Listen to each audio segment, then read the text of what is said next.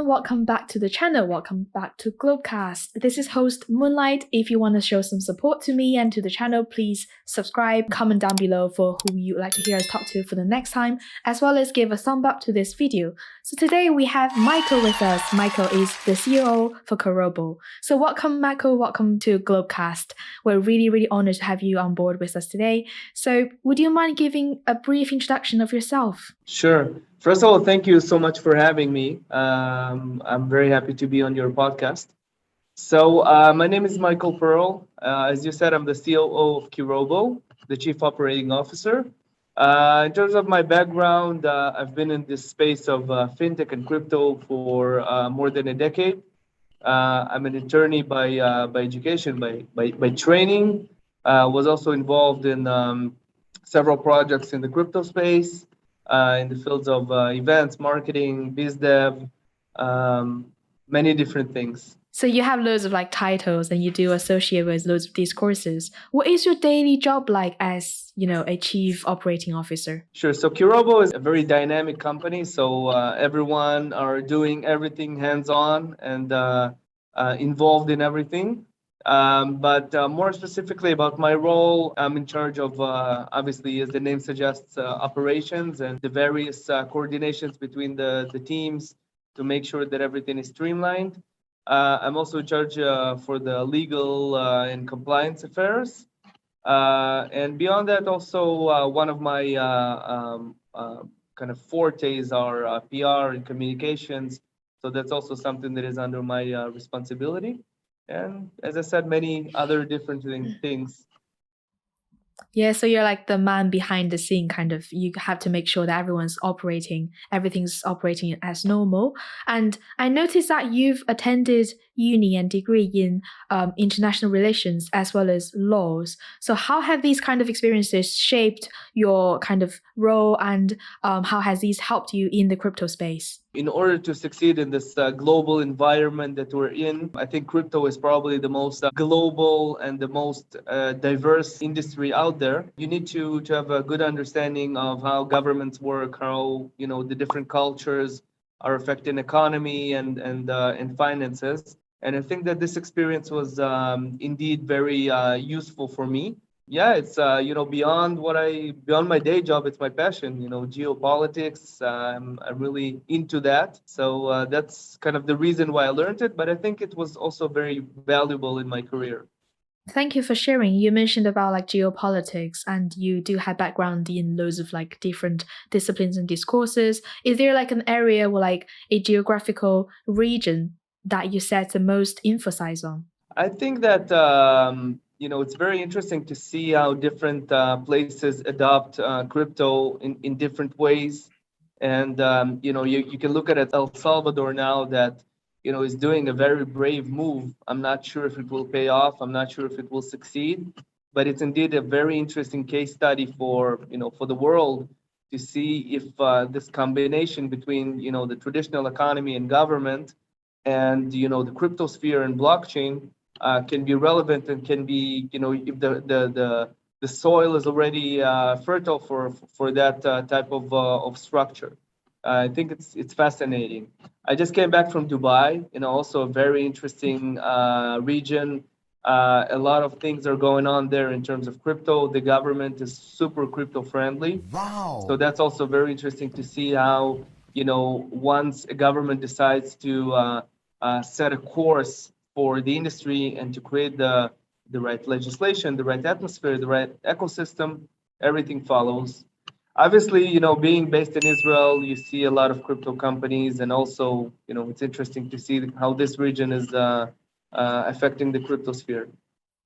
Thank you. And yeah, like you mentioned, that it's so intriguing to, see how different regions and cultures would adapt, crypto. And as in about 10 years ago, no one would have heard of blockchain. Maybe Bitcoin was kind of a trendy word by then, but then 10 years later, everyone's adapting NFTs, DeFi space, and everything.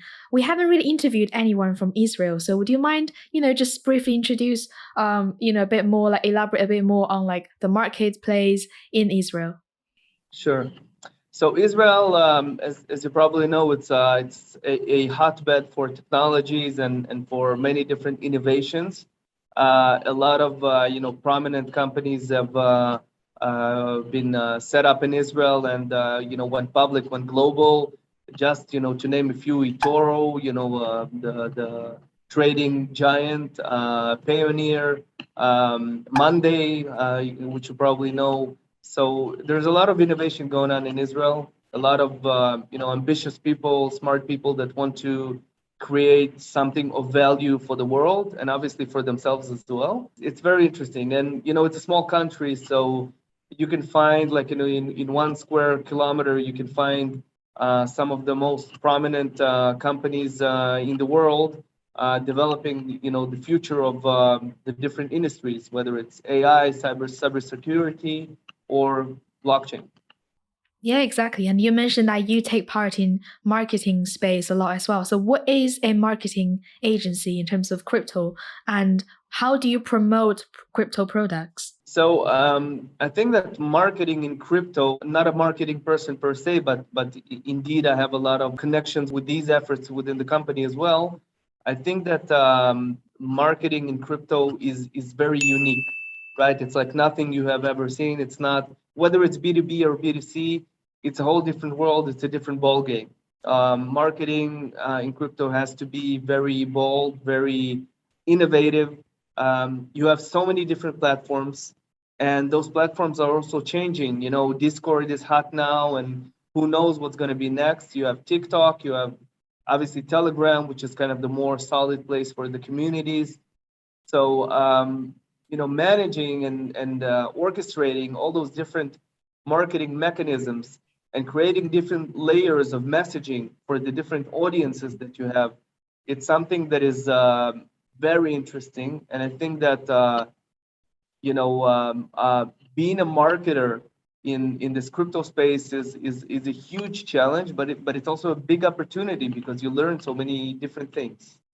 Yeah, it's like a double-sided sword. There's like pros and cons, like marketing, obviously social media could be toxic, could be have loads of, wrong message or like frauds, but it could also be, widening audiences and evoking kind of, like this interest from wider society and community. So like I know that you also do associate with like fintech job a lot. Maybe it's your personal interest. So what is fintech job and what's good about it? So fintech, I think that people tend to forget that crypto is subsection of the more general fintech world, and I think that there is much room for innovation in the old fiat money world that is associated with fintech. I think that for instance, the UK is a very good example for a country that is implementing fintech in a very impressive way. Companies like Revolut that really changed the way people do banking. I had quite a few employees in the UK and in other parts of Europe. All the correspondence between me and them in terms of the salaries and in terms of many different types of payments went through Revolut, and it was streamlined. And that's just an example. You have very interesting companies now that are changing the way that people lend money, for instance. So I think that there's much room for the more traditional fintech, but crypto is starting to bite into this cake as well and starting to get more and more users coming from the traditional fintech into the crypto space. Yeah, indeed. And we're only just seeing, a tip of the iceberg. So what differences are there between fintech and traditional banking? So I think that fintech is obviously much more streamlined. Okay, everything it works much faster and easier, and rather than the traditional banking. Even if you look at the fintech branches and the fintech efforts of the traditional banks, they look completely different than online banks that were established as online banks, right? It's totally different. It's a different attitude. It's a different innovative approach. Obviously, regulation is also a big part of this game, right? Banks are obligated to much more rules and have to comply with much more restrictions, whereas fintech companies can be more daring and maybe can do some things that banks cannot do. But I think that there are many differences, and if the banks cannot bridge those gaps, then eventually the fintech companies will take over their turf. Yeah, you mentioned about like bridging the gap. In terms of regulation, would you say fintech companies would receive, more flexibility and possibility on, reaching to some like clients or, investors, potential kind of opponents compared to normal banking? Yeah, so obviously the biggest challenge with regulations in the field of fintech is the fact that the technology and the innovation is moving much faster than the legislation, right? So the regulators, even if they are innovative, and from time to time you see those new appointments of a regulator saying that I'm gonna I'm gonna find ways to facilitate innovation. They have good intentions, but not always they can implement this because the systems are very obsolete, very moving very slowly. It's like a giant vessel that is turning very slowly.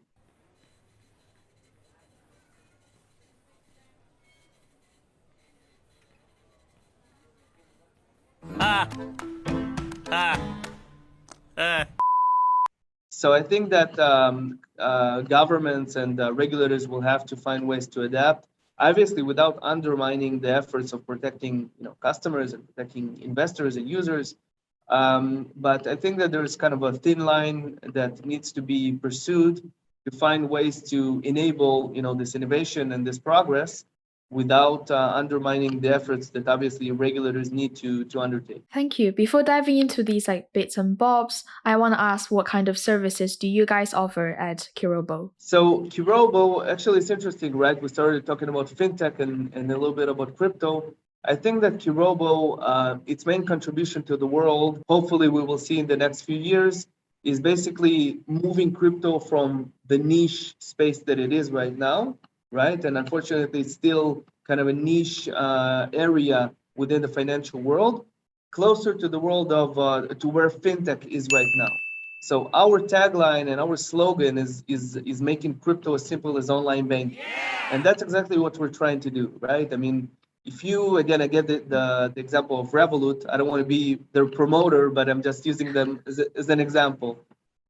When you use Revolut for transferring money, for storing your money, for the most of it, you trust the company.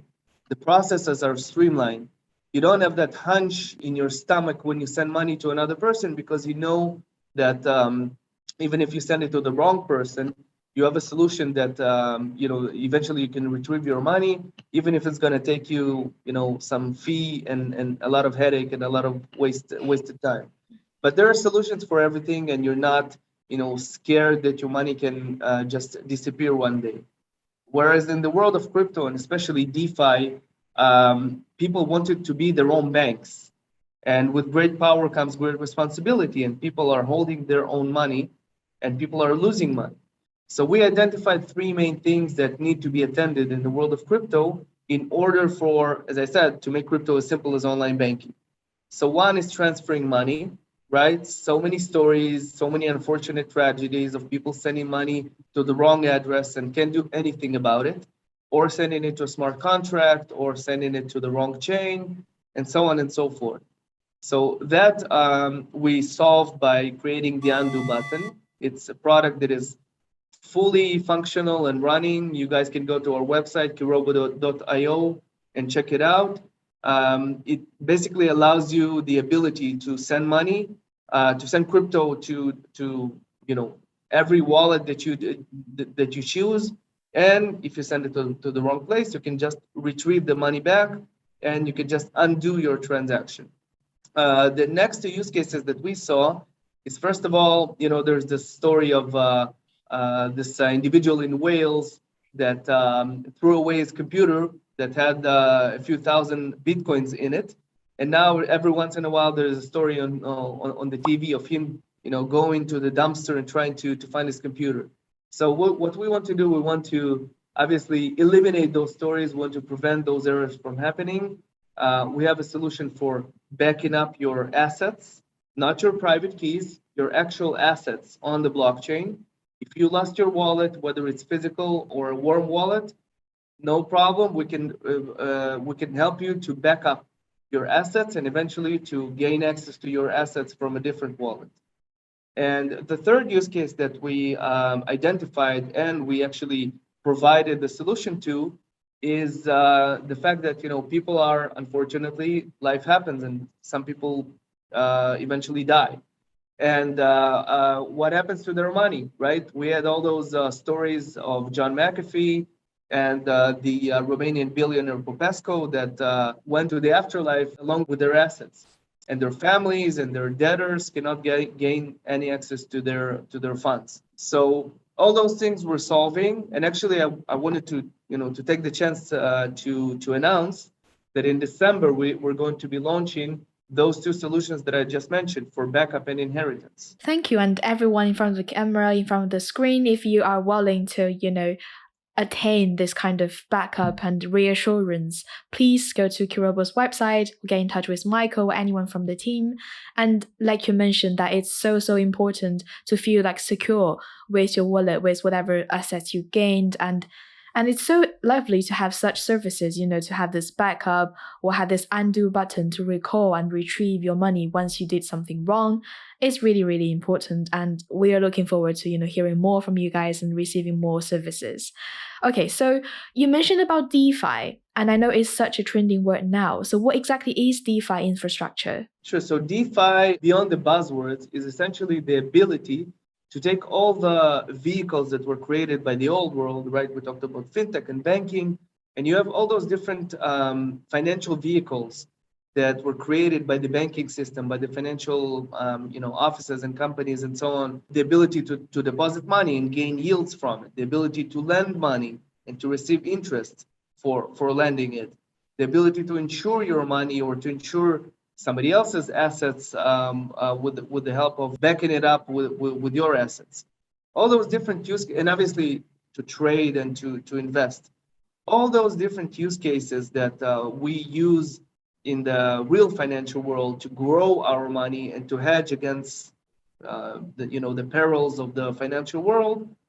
All of them are now being created and already for the last 2 years or so have been created in the world of crypto. And obviously, crypto is much more streamlined. It's much more, it's cheaper, it's faster, the yields are higher. You have a lot of advantages. Obviously, you have some disadvantages, as I've mentioned, because you have things that still needs to be resolved in order for that to be safe. But the crypto world opens new possibilities. Just to give you an example, crypto and DeFi allows a housewife in Missouri to lend money to a peasant in Africa, okay? And allows people, all the issue of micropayments and unbanked people.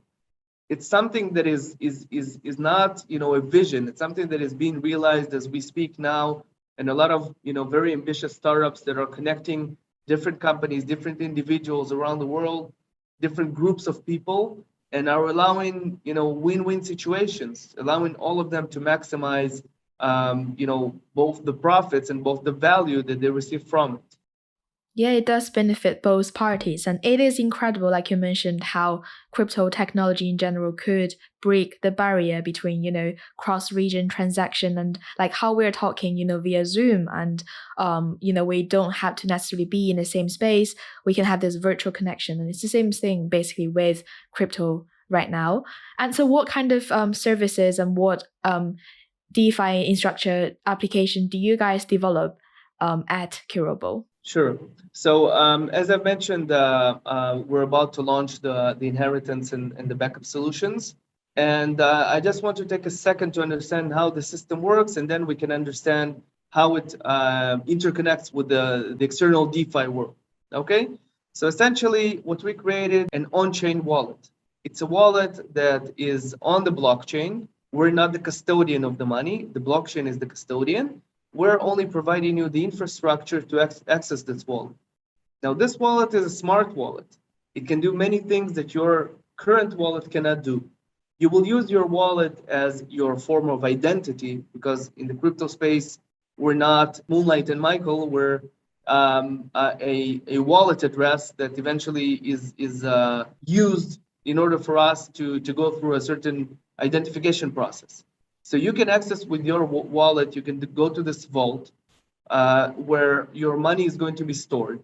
And obviously, as I mentioned, you will be able to back it up and you will be able, God forbid, to inherit this to the next generation. But the beauty of it is that this money, once it's there, it's not only safe, it will be able to interconnect with all the different DeFi applications.